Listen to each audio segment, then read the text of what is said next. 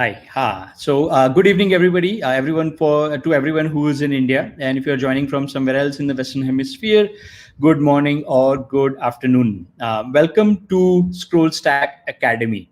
For those of you who are new to ScrollStack, let me just give you a very quick preview of what we have. So ScrollStack is a platform where anyone who has any thoughts or ideas can come and actually give shape to their ideas. You can write about them, you can talk about them, you can put videos about your ideas. It is a platform to express yourself and make sure that your voice is heard not just around India but across the globe as well. You can also charge your followers if you're looking to monetize your ideas, and you can do a lot more things. Everybody who's following, and if you haven't signed up for a ScrollStack account yet, it's completely free. Everything that you can do on it is also free. So I highly encourage everybody to go and sign up for an account at scrollstack.com. With that, this is the first session of ScrollStack Academy and ScrollStack Masterclass.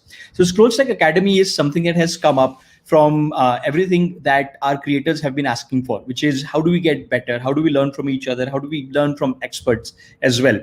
As a platform, we host regular creator meets, and one of the things that creators have asked for during these creator meets is how can you get experts to actually come and talk to us about how to do what we do in a better way? How do we get better at what we do? Not necessarily using just ScrollStack, but in general. So that's why we've created ScrollStack Academy, where we will have various initiatives under which you will get to hear from global experts, not just India's experts, on issues like how to be great at creative writing, which is what we are covering today. How do you get started using audio, whether it's podcasts, whether it's stories that you are into, how to do really great business writing, how to be better at Hindi fiction, how to get started at Hindi fiction. We are going to cover a variety of topics. We're going to have a weekly session because there are so many things that we can talk about. We're going to have weekly sessions of masterclasses, weekly masterclasses as we call them, on ScrollStack Academy. They may not all be in English, by the way. So there are going to be language specific ones that will be in specific languages. We will push out a calendar through various social media channels, so you can sign up for the ones that are most interesting for you. Our first masterclass today that we are launching with is by Arunava Sinha on creative writing. Arunava is somebody who's been associated with us from our very early days of ScrollStack, as well as his journey through Scroll. Arunava is a world famous translator, if I must say so. He has done fantastic books from Bengali to English. And he is also a writer. He also teaches at Ashoka University. He teaches creative writing, and he also is the editor for book section on Scroll.in. So with further ado, I'm going to hand it off to Arunava. The format that we are going to follow, by the way, is Arunava is going to speak for about 30 minutes or so, share his thoughts and knowledge. Please keep track of your questions that you want to ask Arunava. Wherever you are following this, you should be able to post questions in the comment sections on that platform. So for example, if you're following the live tweet live on Twitter, you can post your questions there. If you're doing it on Facebook, you can post your questions there. Or if you're doing it on YouTube, you can post your questions there on the comment sections. We will see all of these things in our interface, and we'll make sure that we are getting to all the questions that you are asking. So with that, Arunava, over to you, and thank you in advance for hosting the first masterclass of ScrollStack Academy. Thank you, Ritesh, and hello, everybody. It's really fantastic to be here with all of you this evening, or if you're in some other part of the world, afternoon, morning, or whatever time of day it is. Creative writing, of course, is a very complex word and or phrase and needs to be unpacked, and I'm a little wary of it, to be very honest. So maybe we should just simplify our ideas a little bit and just let's talk about writing stories, shall we, to begin with, and then we can look at other things as well if we want to. Now, when we are talking about writing stories, I'd like to start out by asking you, although I know you can't answer right away, but I hope the answer is clicking in your head somewhere, which is very simple, which is, what is the most exciting, delicious form of story that you like listening to? And I'm going to suspend my judgment. because I'm equally guilty, and I'm going to give you the answer. The answer is gossip.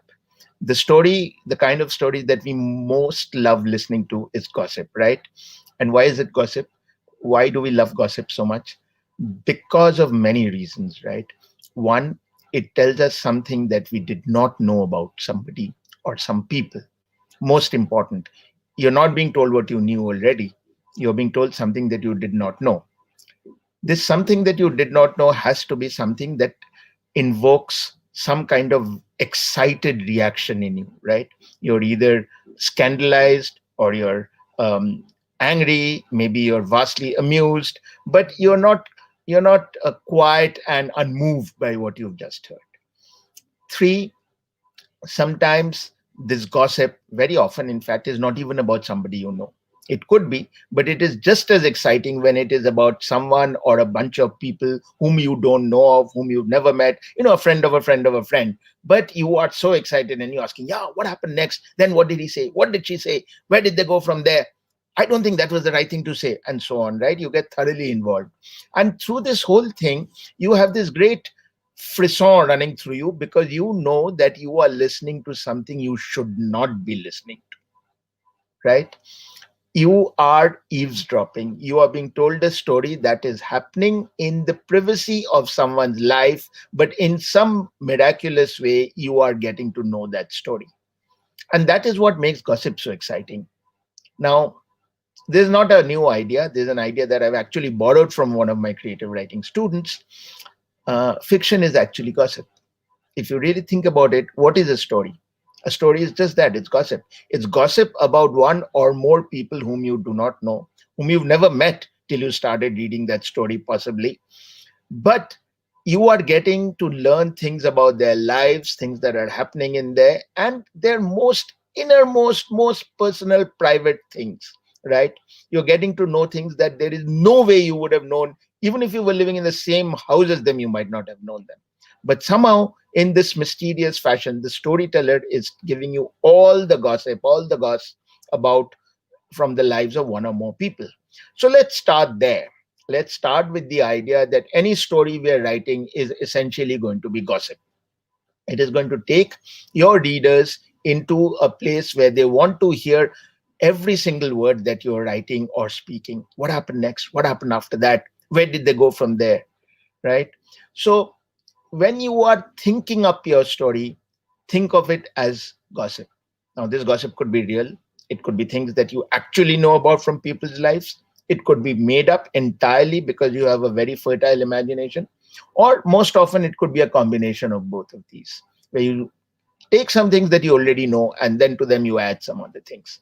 So, why is gossip so very exciting?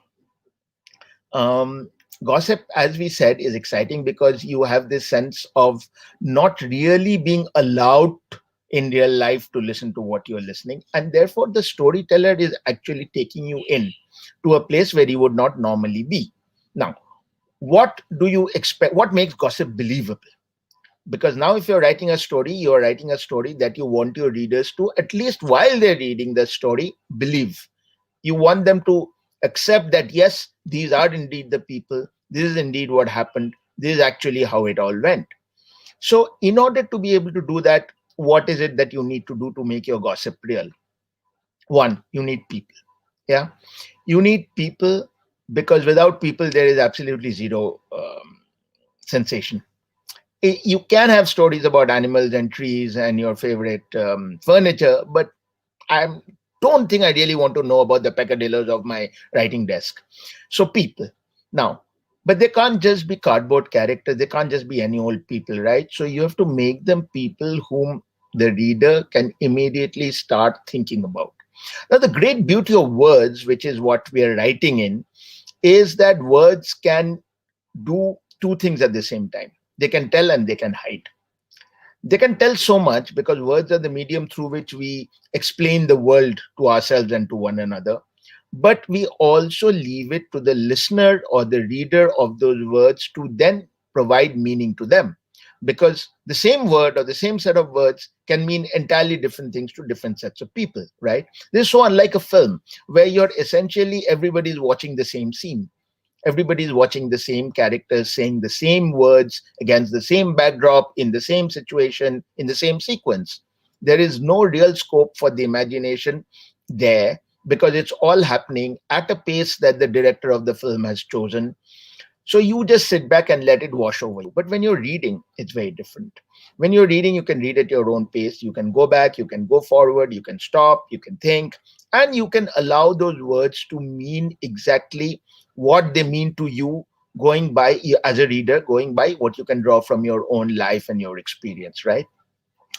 So words can tell a lot, but words can also hide a lot. Now, in order to use these words effectively, then what's the first thing we must do? It's very important to create people, real people. And here's a very important rule. You must know 10 times as much about your characters than you're putting in your story. Yeah. So you, as the writer, know your characters intimately. You know everything there is to know about them. You may not be sharing it all with your reader. You probably won't, because then the reader will get bored. But because you know everything, you are able to be convincing when you're talking about any part of their lives, right? Isn't that how it happens in real life? If you don't know a person very well, you can't really explain what they're doing or why they're doing it. But if you know them completely, then you can. So first step, get to know your characters. How do we do that? How do we get to know our characters? So let's start by thinking of a person. Okay, let's start with one character, and then you can use the same structure for other characters as well. So think of a character. And if you don't want to start with boring things like how old they are and what their gender is and where they live and so on, let's start by making them do something. So let's say your character is doing something. Maybe they have just decided to go out in the balcony and scream. Yeah. So here we suddenly meet a character, and the writer meets their character as well for the first time when this character is gone out into the balcony and is screaming their guts out. So then the writer asks themselves, why is this person screaming their guts out? Then they put in an answer, right? They think up, okay, maybe they're screaming their guts out because something horrible has happened to them and they really want to vent. Then they think, but is that the only possible reason? Could there be another one? Because there's a very obvious answer. You scream when you want to vent. What about something weirder? How about maybe this character is a singer and wants to test the volume of their voice, has a concert coming up and is screaming now in order to find out how loud they can go. Yeah, possible. Okay. What else could it be?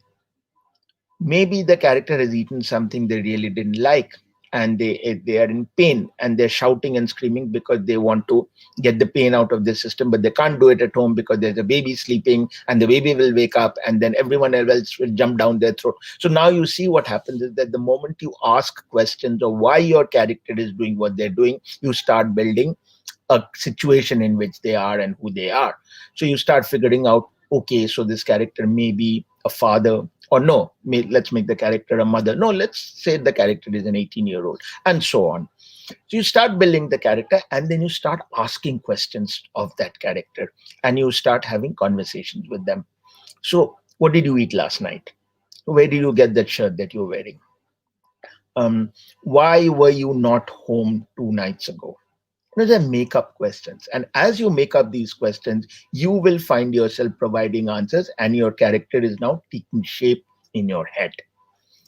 This is the way that we can start building the people who will appear in our stories. It's very important to build these people first, because although you may have a sense of where the story will go, the important thing about a great story is this classic combination, which I actually learned from film director Dibakar Banerjee.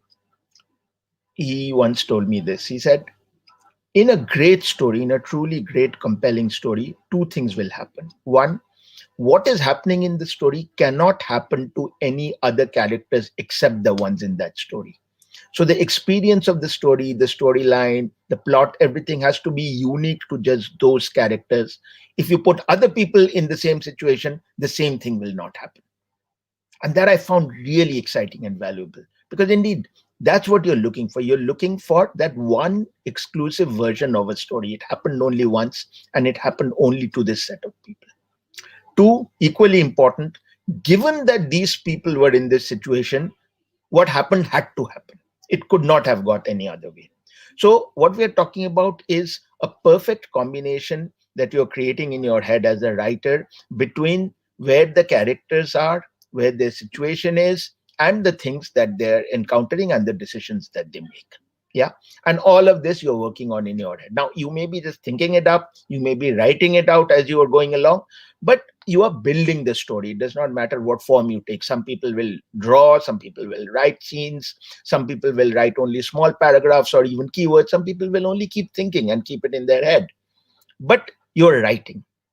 What you must remember is that writing is not only about putting that finished text on the page. You are writing all the time that you are living your story. Now, what's the next thing? You have your characters.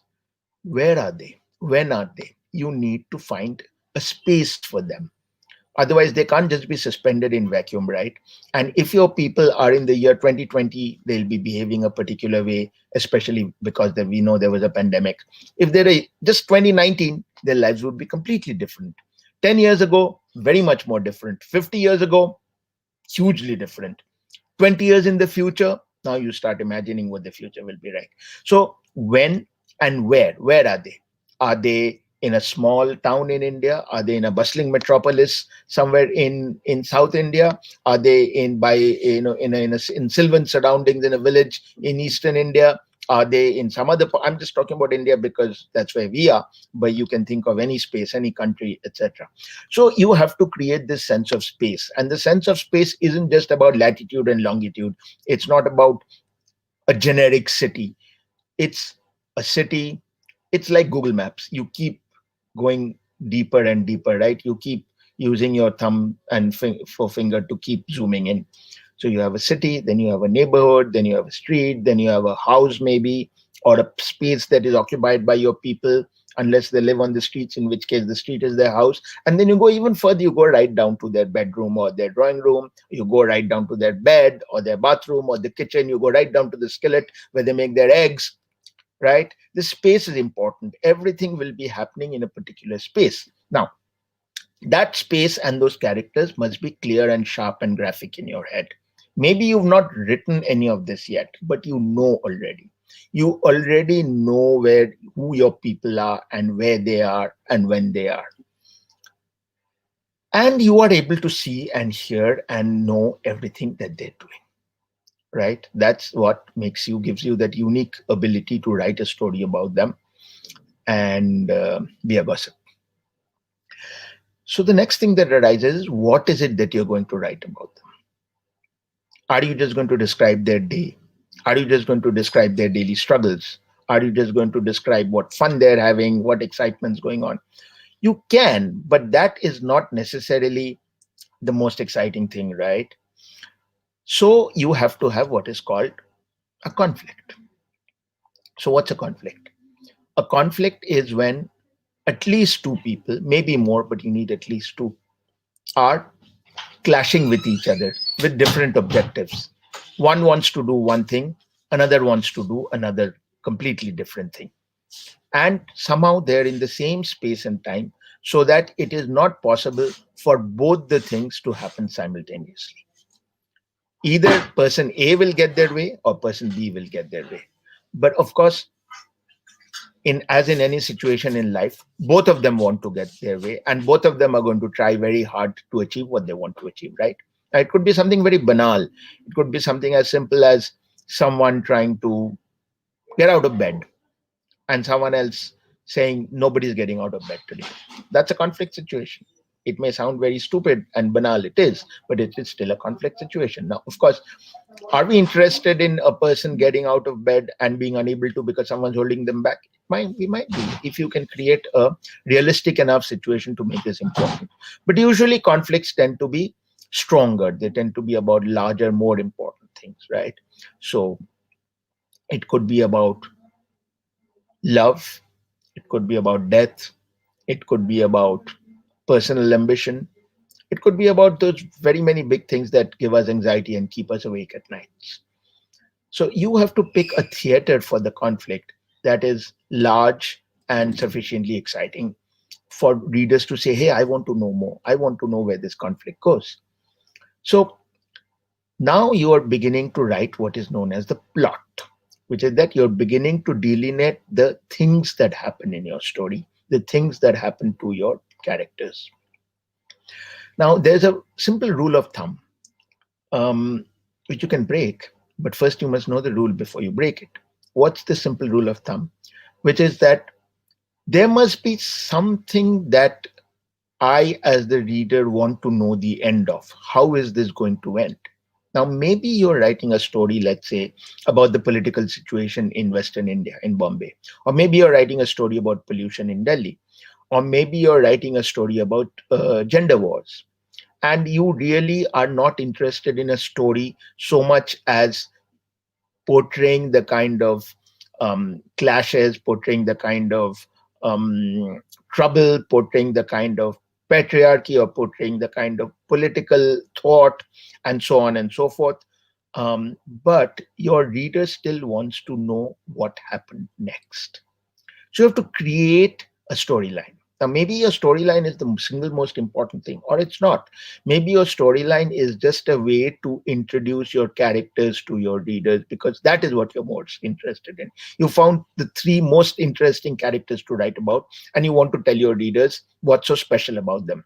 But are you just going to make character sketches saying, what's so special about them is 1, 2, 3, 4, 5, 6? No, that's not a story. So you have to create a story. So as Kurt Vonnegut once said, imagine that you're writing this story which is set in a subway train, a metro train, where there are, let's say, 3 or 4 characters, and they're having this intense discussion about something. And your story really is a vehicle for you to present those arguments on different sides and show us how human thought varies so much, and how there is philosophical angst and existentialist ennui or whatever. But if you're a good writer, what you're going to do is that you're going to make one of those characters have a wad of chewing gum stuck in their teeth. And that character, in the midst of all this exciting, fiery conversation, is trying to get the chewing gum out of their teeth. And you know what? The reader is hooked. Now, the reader is reading all that you're saying, but the reader really wants to know whether this character gets the chewing gum out of their teeth by the time they get out of the train. Because maybe this character is going to meet someone whom he does not want to present with a mouthful of chewing gum. So, suspense. Is it going to happen? Is it not going to happen? This is what he meant by having a narrative hook to pull the story along while you are doing what you're doing with the story. Now, should your story be all about incidents? No. If it is, then the characters don't matter, right?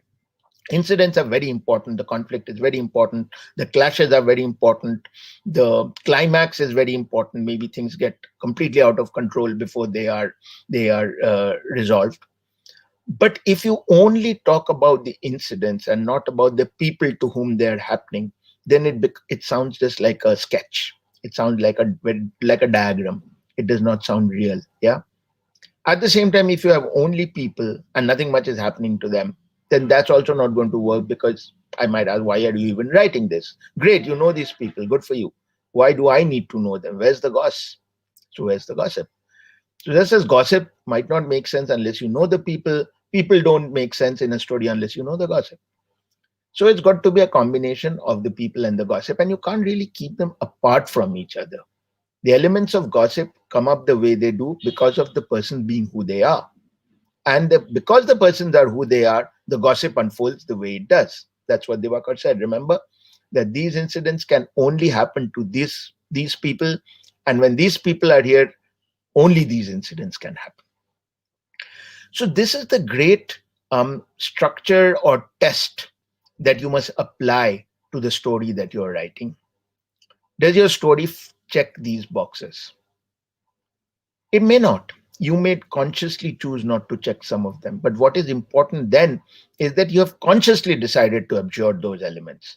But if you are writing normally, naturally, and you're not trying to specifically leave out certain aspects of storytelling, then these 3 elements, just to recap: people or characters, incidents or action, and place or the space where it is all happening. Now, all of these need to come together to create a uniform, integrated story. The best stories will so weave in the space and the characters and the incident that you will not be able to tell them apart, right? Poorly written stories do these things separately. They will first describe the place to you, then they will describe the people to you, then they will start with the incidents. That's not the best way to write. The best way to write is when I learn about the people through their incidents, through their dialogue, and then I learn about the space from what is happening to the people. A very well-known writer in Bangla, very senior person named Sunil Gangopadhyay had once, I remember, he was addressing a bunch of first-time storytellers. And one of them asked him, how do we start a story? Where do we start a story? And he said, start a story in the middle of some kind of action. Your character, who could be your main character or who could be a peripheral character, let them be doing something. And it does not have to be anything very significant, but let them be doing something somewhere that immediately brings to you an action. It's like, imagine if you were watching a film or if you were watching a play, you immediately have a sense of where it is all happening and some kind of movement. So and so character was jumping down the stairs, was running down the stairs. So and so character was cooking an egg. So and so character was shouting at their partner. So and so character was crying.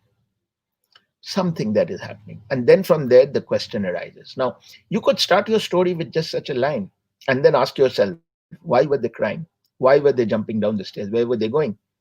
Why were they shouting at their partner? Did they have a quarrel? Are they going to have a quarrel? Is this the beginning of the quarrel or the end of the quarrel? And so on. I'm not going to get into what you're going to put in your story. You know that. Every writer knows what they want to write about. The question is, having decided that, how do you get the elements that make it into a compelling story that will make that will give the reader reason to read and then to think about it. Now, I'm going to talk about a very short story, which actually, in some senses, does not match any of the rules that I set out. And yet you will see that it does. Now, what is important is that it is not necessary to spell out every element of what I just mentioned. You don't have to spell out everything about the characters. As I said, you already know 90% more than you're going to say. But even what you want the reader to know need not be spelled out in as many words. The reader can do the job for you. If you are really skillful, you can make the reader do it. And the beauty of that is that each reader will do it in their own way. And thus, while you have written one story, you've actually got as many stories as there are readers. So I'm going to tell you a very short story. Some of you may be familiar with it already. It is attributed to the writer Ernest Hemingway. Here's how it goes. It's just 6 words, 3 sentences, 6 words, 3 sentences of 2 words each. For sale, baby shoes, never worn. For sale, baby shoes, never worn. If you think of this, you immediately, each of you will in your head start filling in the reasons. What's going on here? Why are these baby shoes on sale? Who's selling them? Why were they never worn? Questions, and more questions. And then you try to fill in answers. And depending on what kind of answers you fill in, the story can be extremely tragic, or it can be comic if someone is imaginative enough. It can be just mildly sad. It can be about a commercial enterprise. It can be satirical. It can be a lot of things. And if you actually fill in the detail, you will find that in your head, you have created the characters, you have created the space, you have created a conflict. You've done all of these things just by extrapolating from these 6 words. So that's what a great story does, actually. A great story will not tell you everything. It will also make you work through it and come up with where it might go. And one way of doing that, one very important way of doing that is that just as you know much more about your characters than you are letting on in your story, you must also know a lot more about the story than you are revealing. So you don't start a story at the beginning of the story, because no one knows where the beginning is. Because wherever you start, you can always say, but something happened before this. It didn't happen in a vacuum. That led up to this, right? And similarly, where you end the story is not where the story ends. It's just where you decide, I'm not going to tell you anymore. But obviously, whatever happens at the end of the story will have further consequences and more things will happen. And to the people to whom it's happening, there's no story with a distinct beginning and a distinct end. They're going through life, many things are happening to them. A storyteller picks a certain point in their life and tells the story of what happened in that time. But it is not a beginning, not an end, it is a segment. And because you know much more about what happened before, the backstory as they call it, and what happened after, the sequel, if you like, your reader will also fill in with their imagination, and they will have in that story an entire world, much more than you have actually written in words. Now, there are, of course, many other decisions you'll have to take, but I'm going to leave you with one point about one final and very crucial decision, which is this. When you're telling this story or you're writing this gossip about these characters, who is telling the story and how much do they know? The most common form of storytelling is what is called the ubiquitous narrator. The ubiquitous narrator is a sort of godlike figure who mysteriously knows everything that's happening in everyone's lives and even knows what's happening in people's heads, and therefore can dip in and out of the action, in and out of people's minds, and give you everything that is happening from multiple points, which is not a realistic situation at all in life. You will never be everywhere at the same time as a person, nor will you know what is going on in people's heads. Most people try to hide what they think. So a story in that sense is using a narrative device that is a bit of magic. It's magical, right? So you have to decide how much magic you're going to bring to your storytelling. Are you going to say, I'm that strange person, that mythical person who knows everything here, and so I can tell you whatever I choose to? You can also tell the story from the point of view of one of the persons, right? You can say, hey, I don't know what's happening in the other people's heads, but I know this one person. So I'm going to tell you everything the way they see it and the way they perceive it. You can even write it in the first person as one of those persons. You can even go deeper into their minds and say, this story is only going to be everything that happens to this person or this person sees or this person knows and nothing more. So in a sense, it's a bit of a limitation, because you can, in the first person, you can only tell what the person who is writing in the first person or speaking in the first person actually knows. But it can also be great fun, because then you can leave the reader completely identified with this person who's telling the story and leave them as confused, as puzzled, as angry, as happy, as sad, anything you want to, because you're able to channel this person perfectly. But this decision is a very important one. What point of view, what perspective you're going to tell your story from. And finally, after you finished your story and read it, if it reminds you of anything that you know already, kill that story. You have to write something that nobody's read before. You cannot write a story that people will enjoy just because it is something that you know and has happened to you, but has also happened to millions of people. Your story has to be unique, but a great story, through its uniqueness, will take your reader to a place that they already know. So this is something that the writer Nadeem Aslam once said. He said, a great work of literature is one that takes me to a place where I've never been. But when I get there, I find that, hey, I know this place like my own life. I know this person like I know myself. And that is really the beauty of great literature and a great story. I'm going to stop here. We could, of course, go on talking about many things. And I'm hoping this has given you some ideas. And I'm happy to hear questions and attempt to answer them. I'm not saying I'll have answers. But thank you for listening. Excellent. Thank you so much, Arunava. This was fantastic. I know we've hung out a bunch and we've talked a bunch, but this is a completely different side that I've seen of you, which I am now going to pick your brains about next time when we meet as well. Not that I aspire to write, but it's a very interesting space, uh, according to me, and it has clearly jogged a lot of people's thinking, because we've got a fair amount of questions. So we will try and cover as many questions as possible. By the way, Arunava, Radhye, who's one of our regular creators, they write under Open Darbar. They love the chewing gum analogy, so they just want to make sure that you know that there was Yeah, well, something it's that they. fine. It's Kurt Vonnegut's, and I'd advise all of you to actually go and look up some of the things that Kurt Vonnegut has said. He's also created a classic structure of a story with a graph and a y-axis and an x-axis. Quite fascinating. Amazing. So science of art. That is amazing. All righty. So let's get into the questions. So Saransh Bisht wants to know what are the qualities of good writing. I know you touched on some of these things, but if you want to paraphrase them fairly quickly, Arunava, uh, they'll be great for Saransh. So the question again is, what are the qualities of good writing?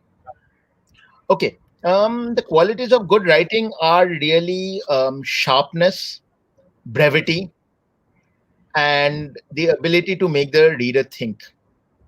But brevity and sharpness and economy is very important. Never write 10 words where 8 will do. Never write 8 words where 4 will do. Write a sentence and start cutting words from it to see if you can say the same thing with fewer words. Just that one rule alone can elevate writing to a great extent. Got it. Excellent. And also that answer was also a good example of brevity. So thanks, Arunava. Um, Jayashri Lalla asks, do all the stories need to be realistic always? Realism is a defeat of the imagination. There's enough realism in all our lives. We are not reading for more realism, right? We are reading for truth, and the truth is almost never realistic because you don't find it often. So no, they don't need to be realistic at all. This is where your imagination can make things happen that might not happen in your everyday lives. It's very important. The one thing I would advise every potential writer to do is to try and remember your dreams. Your subconscious is a tremendous source of ideas, and it is able to take the world and turn it around and cook it in a completely different way. And if you can capture some of that, you are going to have fantastic stories. And the elements will be real, but they'll add up to something completely unique. Got it. The next question is by a couple of different people. It's clearly on people's minds. So Sampurna and Gangesh both want to know how do you deal with writer's block? What are your views on writer's block? Might be a cliche, but a very real problem. Yeah. So yeah, it's a real problem, but I always think of writer's block as a block in the way of a particular story, not in the way of writing. And writing, as I said earlier, is also not a matter of only putting words on paper. So if you're facing a block with the story that you're writing, write another story, write a different story, or just have a conversation with your characters. Do something that keeps you in that story, that continues so that you continue to occupy the space of that story, even if you don't know what's happening. Because hey, in real life sometimes nothing happens for a year, right? Look at 2020, classic example. So it can happen. If in real life nothing can happen for a year, then you have to give yourself that kind of privilege to know that okay, nothing can happen for a few days in my head, but meanwhile I don't stop living with these people. So you think about them, you talk to them, you tell them jokes, you make them tell you jokes, you take them for walks, and sooner or later something will emerge out of it, but and keep your riyaz going. Say I will write a one-line story, say I will write a 4-word story, say I will write a story in rhyme, but keep your riyaz going, because your writing muscles need to be, it's like physical muscles. You need to keep them even if you're not doing your whatever your gym goal is every day, but you need to do something, right?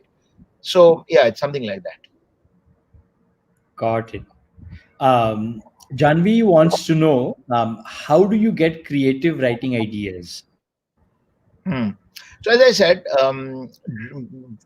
delve into your dreams, delve into your memory, and then I have one very simple, very, very simple suggestion. And if you do that, you're bound to get 100 ideas, which is be shameless and eavesdrop. Eavesdrop on people, eavesdrop on conversations, eavesdrop on any two people talking. It's hard nowadays, I know, with social distancing, but that will change. Go out, meet people, do things.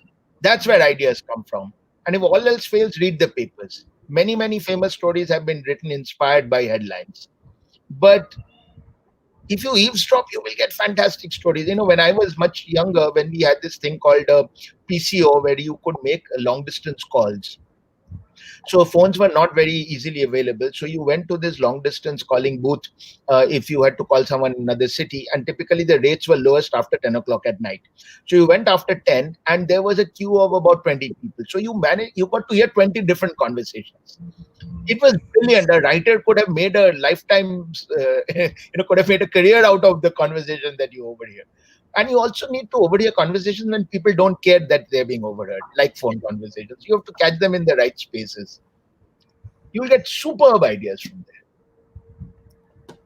Got it. And I think there is a connected question that is right next to them. Bharati has asked that question, which is how do you get ideas to sketch a character? Right. So I think it might be a continuation of your answer, but I think would love to hear your thoughts on that. Yeah, so there you are. Think of something that you saw on the road, okay? Someone doing something. Now just start thinking, ask yourself, keep asking questions. Why did they do this? What happened before that? Why did they make this particular choice? And start providing answers.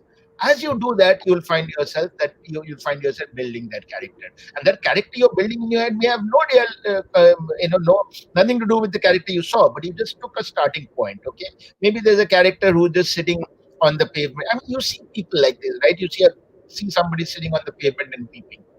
So you just think, why is this person weeping?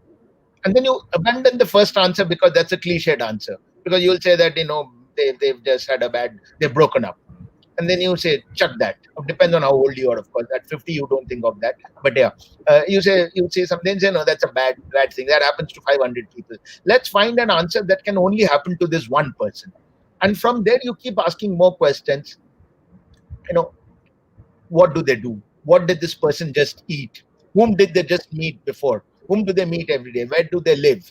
What kind of clothes do they wear? Whom do they talk to? And start filling in the details. And before you know it, your character is there in front of you. Got it.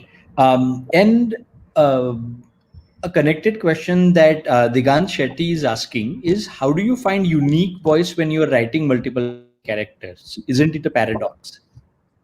Yeah. So you don't have to find one unique voice at all. Your story will be very, very, it'll be of a great quality if you can actually make multiple characters speak in multiple voices. You should. But what is unique about the story is that you're giving each character a voice of their own. It is not essential to have just one unique voice. Otherwise, it's very boring. Imagine every character speaking the same way. That's going to be really dull. Got it. All right. There is an interesting question that Dipankar Das is asking, which is, how do you teach creative writing? You basically poke people to write. You can't teach anyone to how to write. You can teach them how to love writing. So you create situations where they end up falling in love with the idea of writing, and you do that by engineering these situations where if they don't write, they'll die. So it's that kind of thing. Oh my God, I have to write. So you do that, and then the rest of it is a matter of advice, suggestions, and so on. But always nudging. It's never about do this and do that. It's always about nudging. It's always about wanting to read what they've written. It's always about saying that I know you've written 2 sentences, but let's sit together and write 4 sentences, and so on. It's about helping people discover who they are as writers. And so much of that has to do with a person discovering who they are as a person. If you ask yourself, who am I? That is half the answer of being a writer. Got it. There are a couple of questions around translations work that you do, Arunava, as well. While we will have a separate session just on translations as well, but I think because people are asking, we should cover them. The first one is by Jayashree, which is, you are also a translator as mentioned. What difficulties do you face when translating stories? Do you sometimes feel you miss out on the original essence of the story? Well, I hope not to miss out on anything. For me, the most important way of judging translation, whether it's my own or somebody else's, is my own actually, is to check whether I'm hearing the same story in my head when I'm reading the translated version. It's not so much about specific words and phrases. It's not about mechanical accuracy. mechanical accuracy is a given that anybody can achieve, and increasingly Google Translate will help you achieve that at the level of the word. But what matters is, are you hearing the same story? Are you hearing the same sound? Are you hearing the same music? Are you hearing the same silences? Are you hearing that same symphony, as it were, that you heard when you read the original? If you feel you're missing out on this, then your translation is a failure, and you have to go back and do it again. So the whole idea is to be successful, not to fail. Got it. And Debarpan Ghosh asks, apart from your own works, what translated works have really stayed with you and why, both in the languages you work and in otherwise? I mean, I think 75%, that's a random number, but it just indicates the weightage. But 75% of what I've read is translations. I mean, thank goodness now you no longer have to turn to only literature written originally in English in order to feel that you're reading a lot. You can now read literatures from Latin America, from the European countries, from, very importantly, from Asia, and then also from different parts of India. So it no longer matters to me whether translated literature is the heart and soul of what I read. And almost any other book, the best ones have stayed with me always. I mean, I'm sure those who've read Gabriel Garcia Marquez know that his works have stayed with you always. But there are at least 2 dozen or 3 dozen other writers I could mention whose works have stayed with me. If you want to know, the most recent novel that completely blew me away is this novel that won the JCB Prize. It's called Mustache in English, translated from Malayalam by Jayashree Kalathil. It's the first novel written by S. Harish, who's also written the screenplay and the story on which India's entry to the Oscars, Jallikattu, is based. And it's the most remarkable story. And trust me, it's not a story you're going to read written in any other language. So for me, translated literature is really it. That's where the action is. Got it. Excellent. So on the language front, Arunava, there is a question that was also on my mind when I was sort of like thinking of this session. Ila Reddy is asking this question, which is, how do you write authentic dialogues in English when the character's language is Avdi or any other language, right? So how do you get that right? Yeah, no, that's a superb question. And that's also the translator's classic dilemma. How do you... So you see, when you are writing, you are first asking the reader to suspend their disbelief, in the sense of you're asking them to believe that all that is written in the book actually happened, even though they know that it is a work of fiction. And then when you're translating, whether you are translating from your head or whether you're translating from a work that has already been written in another language, you are asking for a second layer of disbelief. Now you're asking your reader to believe that these characters living in Lucknow, who clearly speak in Awadhi at home and between themselves, are in some miraculous fashion speaking in English. So it's a tremendous leap, right? You're making a huge demand of the reader in the first place. So what do you do? There's no one answer. Frankly, you can choose a number of different strategies. But one key thing to remember is, for instance, what kind of Awadhi are they speaking in? Are they speaking in a mellifluous, slightly classical Awadhi? Then maybe the English they need to speak should also be mellifluous and somewhat classical. If, on the other hand, they're using a very street version of their language, then your English, rendered into English, it needs to have a street element to it. Yeah. So it's not just about the words themselves. In fact, you can very well write something in English and make the reader feel that they're reading it in Awadhi. That will be the real measure of your success if you can do that. But to do that, you have to choose that precise, that intonation, the flavor, the way that they would speak if they were speaking in English. You know what I mean? And I know this is not a very helpful suggestion, but it is also something that you can continuously use as a benchmark to see if you've achieved or not. So when you've made your characters speak in English, do they sound in your head? Can you actually hear the words in Awadhi? If you can, you've cracked it. If you can't, go back and do it again. Got it. So now there's a question by Shehnaz Akhtar. they say, how do you practice? How to practice before you start writing? Which is there a small exercise that helps build a rhythm and the skill? Yes, absolutely. I mean, set yourself exercises like, for example, you go out on the balcony and you see something opposite, right? Just write it.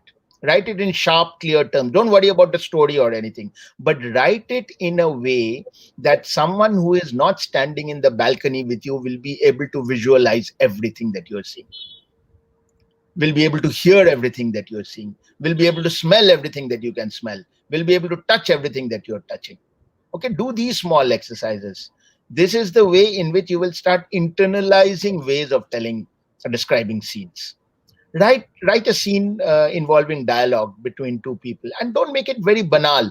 Make it so. For example, one exercise I always set my students is is that two people have met, and they are both in relationships with other people, but they desperately want to flirt, but they are not in a situation where they can openly flirt.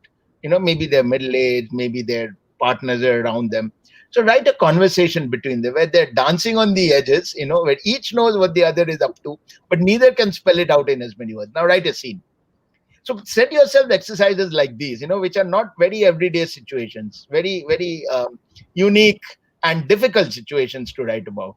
And that is how you will be able to get your muscles acting. Got it. That is something I want to read, by the way. I would love to. That's fascinating exercise. Yeah, my A students. follow-up question that, yeah, so another follow-up question that Shahnaz has is, any good book as a guide for writing or other aspects of writing that you recommend? Don't read those. Please don't. Just read good fiction. Read fiction that you enjoy. Okay? Read as much as you can.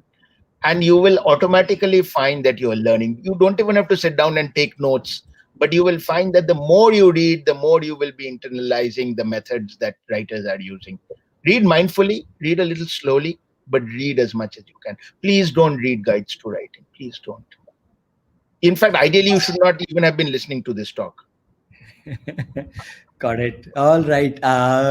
Another person, so Shrishti Gupta is also asking for some tips on short stories or punchlines that you can recommend. Short story? Yeah, read the short stories of. Okay, read. I don't know what you mean by punchlines for posters. Do you mean like short stories with twists in the tail? I don't know, but anyway, read Edgar Allan Poe, read O. Henry, read Saki, read Roald Dahl, read F. Scott Fitzgerald. I'm talking about short stories specifically. Read in India, read the short stories of all of the, at least one woman writer in each language. Read Ambai in Tamil, read K.R. Meera in Malayalam, read Anita Agnihotri in Bengali, read Pratibha Roy in Odia, read for certainly read Manto.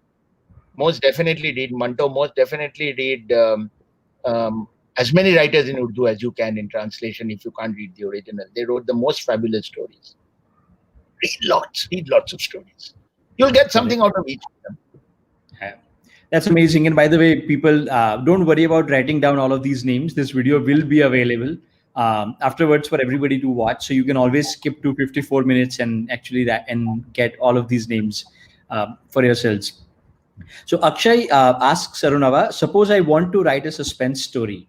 What is the process essentially? Okay, there's no one single process, obviously, right? It is unique to every writer. But of course, the main thing is you must know what's going to happen. You must know, first and foremost. Your reader must not know, but you must know. And then you must work out all the alternative paths that will take your characters there. So you can start with the plot and add the characters, but remember then that the characters cannot be extraneous to the plot. You cannot force the characters to do something that would not come to them naturally given who they are. So if it's the plot that you're starting with, you must build your characters in a way that their decisions come entirely organically given the way the story flows. And the other thing is that you need to, if you're a really smart, clever writer, you need to leave some hints of what will happen, which become obvious only when the reader has read through till the end. Then they say, oh, that was what was happening there. I never realized. The other kind of suspense, which is very interesting, and think about it, is when your reader knows what's happening, but your characters don't know. And then the suspense is not about what happened, but the readers are now invested in finding out when the characters will get to know, because they know that once the characters find out what has happened, everything will change. So that's another way in which you can write your suspense stories. Got it. All right. So we have our last question because we are running out of time. And this is a question that might be on a lot of people's minds, Arunava, and it has sort of like, is it at the intersection of writing and what ends up happening with it, right? So Vishwajit, who's one of our creators on ScrollStack, he writes in sort of Marathi and Hindi.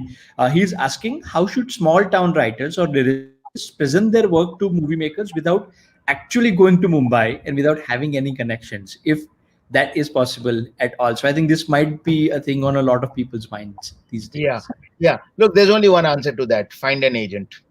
Unfortunately, we live in a world, we live in a marketplace. And in a marketplace, there are always people in between the creators and the consumers. There's got to be a channel in between. And find literary agents or agents who will represent you to movie makers. Because quite frankly, I'll tell you, if you're a creative person, stick to creating.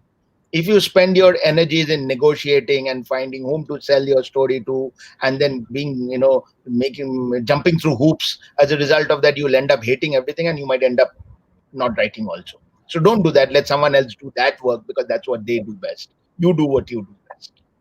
Find an agent. Got it. Excellent. So thank you so much, Arunava, once again for all of your time, all of your insights, all of your knowledge. I think we could have gone on for another hour because there is so much to talk about, as you had said, and people had a lot of questions as well. And for everybody who's watching and listening, as I said earlier, this video will be available for later on. We will also be doing a follow-up session on translations with Arunava at a later date. So stay tuned for that as well. And then we will also publish the calendar for the upcoming conversations for next week and then the following weeks as well. So stay tuned for that. Thank you everybody for tuning in. We are going to end with a video by one of our creators on ScrollStack, who will epitomize a lot of the things that Arunava talked about. His name is Ron Fassler. He's based in New York. He is an actor and actually writes about Broadway. So if we can end with his video and just his journey and how he goes about it. And with that, everybody who's tuned in, if you haven't already checked out ScrollStack and haven't created an account, please do so. Please help us spread the word as well. And again, thank you for being part of the launch of ScrollStack Academy and our very first masterclass. Looking forward to seeing a lot of you week over week. We are excited to embark on this initiative to make sure that we are also giving back to the creator community, and we are creating a space for the creator community to come together and learn from each other. So if any of you also, by the way, want to host a masterclass, if you think that you have a lot to offer to the community, please reach out to us at creators@scrollstack.com.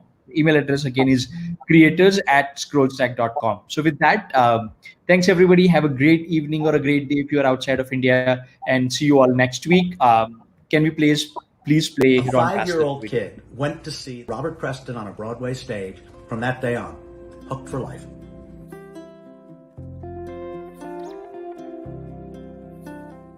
Hi, I'm Ron Fassler. I write a column called Theater Yesterday and Today. I love the theater. It's been a part of my life ever since I was a little boy. Whenever I'm in the theater district, I'm struck by the fact that it's only 1 mile long. 45th Street. It's the one block that has 9 Broadway houses on it. And I just stand there and look at the marquees when they're lit against sometimes the night sky. And it is nirvana. It's magic. It's Broadway.